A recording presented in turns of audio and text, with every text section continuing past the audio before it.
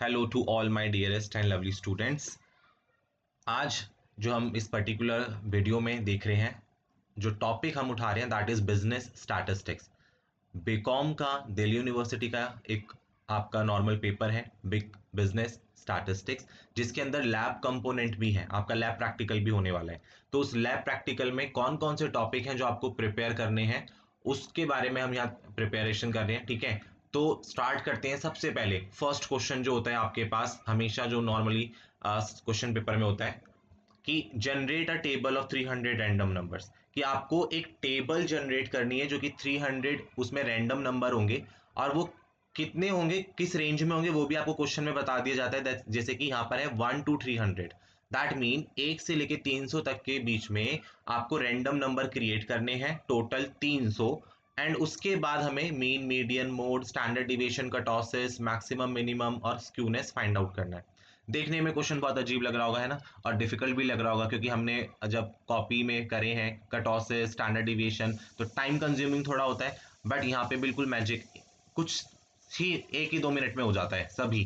ठीक है, तो कैसे करना है इस पर्टिकुलर क्वेश्चन को वो हम देखेंगे। प्लस एक और चीज प्लीज नोट इट डाउन, कि ये पर्टिकुलर क्वेश्चन जो होता है ये कंपल्सरी पार्ट होता है क्वेश्चन पेपर का।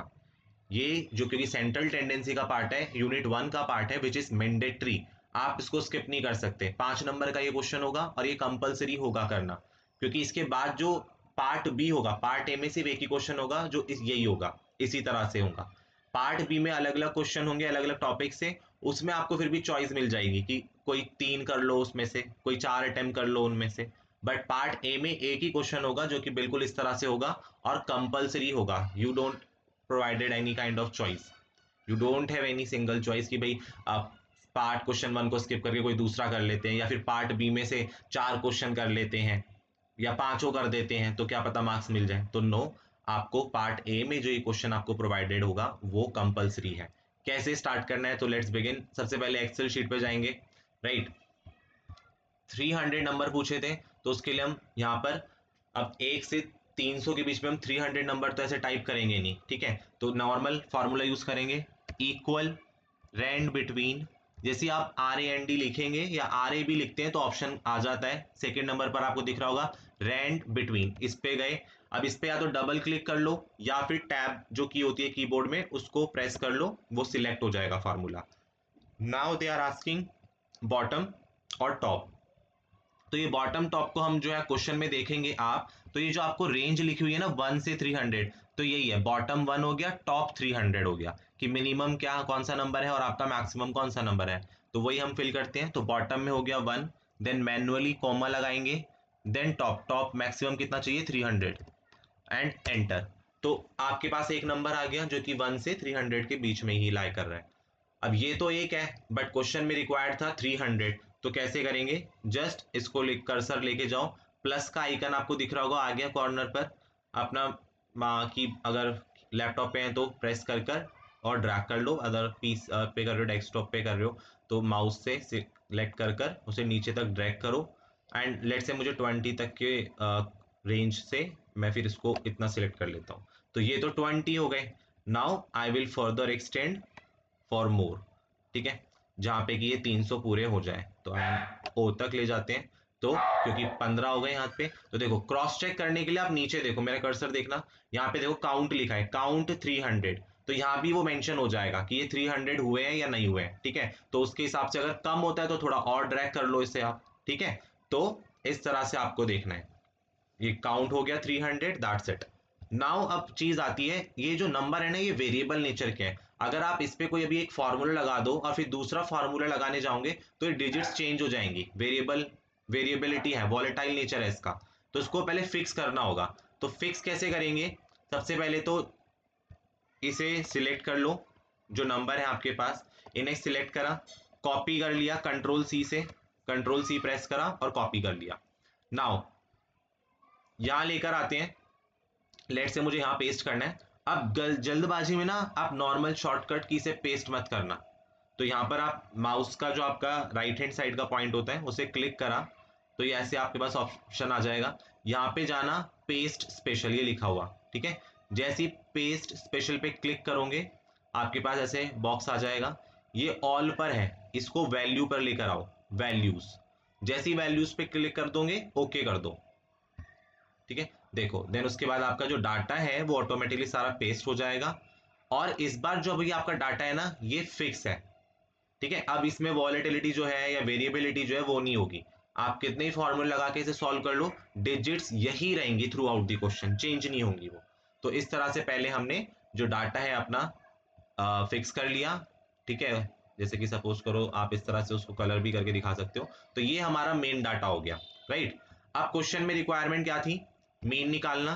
तो हम लिख लेते हैं मीन, ठीक है। और मीन के लिए देखो, मीन के लिए फॉर्मूला क्या लगेगा, इक्वल।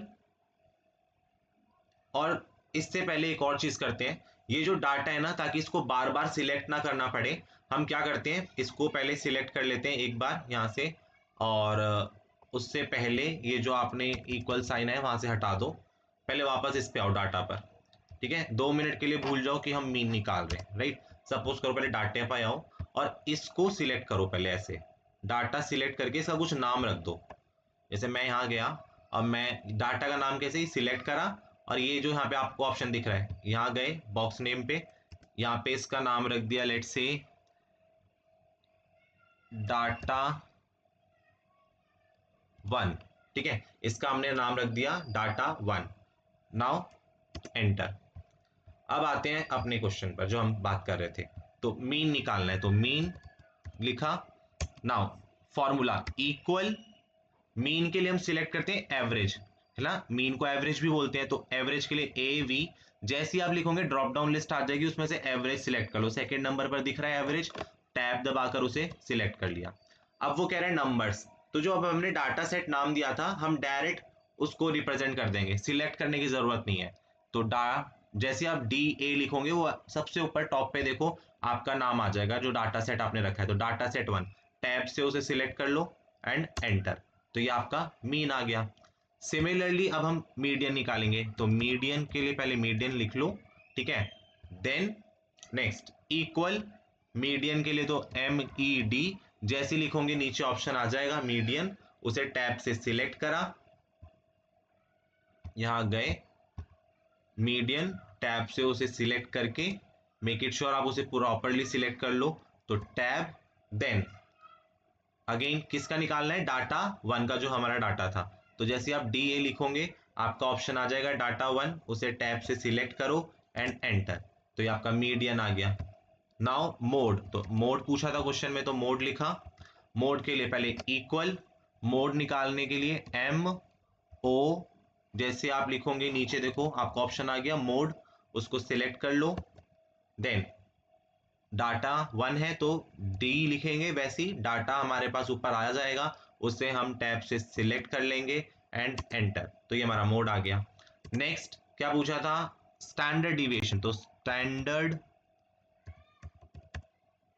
डिविएशन, अब ये हो गया हमारा स्टैंडर्ड डिविएशन। नाउ इसके लिए फॉर्मूला देखते हैं, इसको थोड़ा सा सेल साइज इंक्रीज कर देते हैं, राइट। तो स्टैंडर्ड डिविएशन के लिए अगेन इक्वल एस टी। अब स्टैंडर्ड डिविएशन क्योंकि ऑलरेडी बहुत बड़ा टर्म है, जो अल्फाबेट्स बहुत ज्यादा है, तो इसलिए वो पूरा नहीं आता, उसके लिए देखो शॉर्ट में आएगा एस टी, नीचे देखो ये S T D A V, S T indicating standard, और डिविएशन के लिए डी ई वी। बाकी भी ऑप्शन है उसे सिलेक्ट नहीं करना। स्टैंडर्ड डिविएशन के लिए हम सिलेक्ट करेंगे S T, that is standard, और डिविएशन के लिए डी ई वी, ठीक है। तो टैब से इसे सिलेक्ट करा। देन अगेन हमारे डाटा का नाम क्या था, डाटा 1, जैसे डी लिखेंगे ऑप्शन आ जाएगा डाटा 1, और उसे टैब से सिलेक्ट कर लेंगे एंड एंटर। ये हमारा स्टैंडर्ड डिविएशन आ गया। नाउ नेक्स्ट स्टैंडर्ड डिविएशन के पास कटॉसिस, तो कटॉसिस निकाल रहे हैं, तो कटॉसिस इक्वल, कटॉसिस के लिए के, जैसे के लिखोगे वो के यू आर टी कटॉसिस का एब्रीवेट फॉर्म आ जाएगा, टैब से सिलेक्ट करो। देन वो डाटा पूछ रहे हैं, डाटा में हमारा जो नंबर है वो डी से हमने डाटा सेट नाम दे दिया था, उसे टैब से सिलेक्ट कर लेंगे एंड एंटर। ये हमारा कटॉसिस आ गया। सिमिलरली वी कैन डू कटॉसिस के बाद स्क्यूनेस, तो स्क्यूनेस के लिए हम स्क्यूनेस पहले लिख लेते हैं यहाँ पर। देन स्क्यूनेस के लिए फॉर्मूला इक्वल एस के, जैसे लिखोगे स्क्यूनेस भी अगेन तो एब्रीवेट फॉर्म में आएगा SKEW, तो टैब से उसे सिलेक्ट करो। देन हमारे डाटा का नाम डाटा था, डाटा 1, तो जैसे डी लिखोगे वापस अपीयर हो जाएगा, टैब से सिलेक्ट कर लो एंड एंटर, तो ये हमारा स्क्यूनेस आ गया। देन उसने पूछा था मैक्सिमम वैल्यू निकालनी थी, तो मैक्सिमम के लिए मैक्सिमम लिखा। देन आपने फॉर्मूला लगाया इक्वल, मैक्सिमम है तो MAX, जैसे ही आप लिखोगे मैक्स आ जाएगा नीचे, टैब से सिलेक्ट कर लो। अगेन डाटा 1 का चाहिए तो टैब से सिलेक्ट करा and enter. Similarly we will do minimum, तो मिनिमम के लिए पहले मिनिमम लिखा हमने, टैब करा, फॉर्मूला इक्वल मिनिमम तो MIN, जैसे लिखोगे ड्रॉप डाउन में आ जाएगा, टैब से सिलेक्ट करा। हमारे डाटा से रिलेटेड है तो डाटा हमने नाम जो दिया सिलेक्ट करा एंड अगेन एंटर। तो दिस इज जस्ट, बस हो गया आपका आंसर। तो इस तरह से आपको जो है पार्ट ए में एक क्वेश्चन आएगा जिसमें आपसे ये बेसिक चीजें पूछी गई होंगी standard deviation, basically central tendency से। होप आप लोग उसे इजीली कर लेंगे। बस आपसे नॉर्मल डाटा जो फिक्स करना है वो प्रोसेस आपको ध्यान रखना है, ठीक है। रैंड बिटवीन लगाकर पहले डाटा लिख लेंगे जितने भी रेंज में मांगा गया है, ठीक है। फिर उसे हम सेकंड पे हमने क्या करा, उसको फिक्स करा, ठीक है, पेस्ट स्पेशल यूज कर एंड उसके बाद उसका नाम दे दिया एक डाटा 1 करके, और फिर बाद में अपने फॉर्मूलेज लगा दिए। So this is the solution part for your question number 1। बाकी के क्वेश्चंस के लिए मैं अभी और अपलोड करूंगा वीडियोस, तो उसके लिए कनेक्ट रहे, stay tune and prepare well for your lab practicals. Thank you for watching.